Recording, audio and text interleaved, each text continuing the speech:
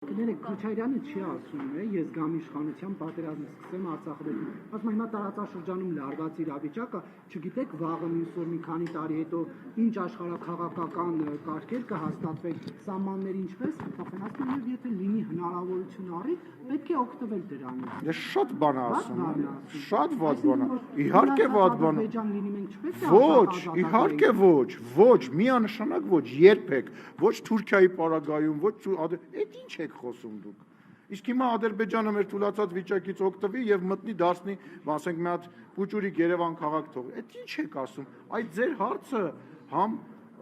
վրթովեցնող է, համ ակնհայտ դուք ձեր հարցի պատասխանը տվեցիք։ Իհարկե ոչ, երբեք Հայաստանի Հանրապետությունը չպետք է ունենա տարածքային պահանջներ եւ չունի իր հարևանների նկատմամբ։ Այդ ի՞նչ է։ Այսինքն դուք ինչ եք մտածում Հայաստանի Հանրապետության պարլամենտական երկրի պարլամենտի նախագահին հարցնում եք, ասում եք մենք պետք է սպասենք Ադրբեջանը թողնա, ոչ, եթե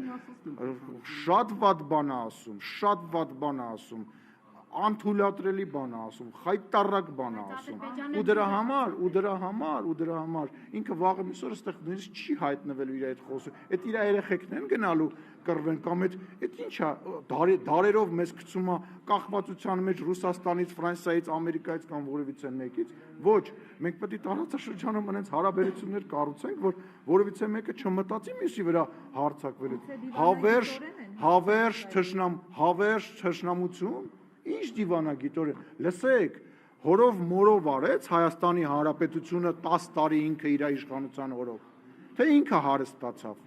Այդ Հայաստանի Հանրապետությունը 29743 կիլոմետր այտենց շենացրեց, վերականգնեց, ուժեղացրեց, թե գույք պարտքի դիմաց տվեց,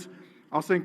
ռազմավարական բաներ եւ Հայաստանի անկախությունը, ինքնուրույնությունը տվեց ուրիշ երկրի։ Հիմա էլ պետք է ինքը տես բան է ասա իսկականից, անկեղծ հավատաց չի գալիս։ Ժամանակ ասում է, չեմ նայել Փարկաստո։ Կարող է իրավիճակ փոխվել, պետք է Հայաստանը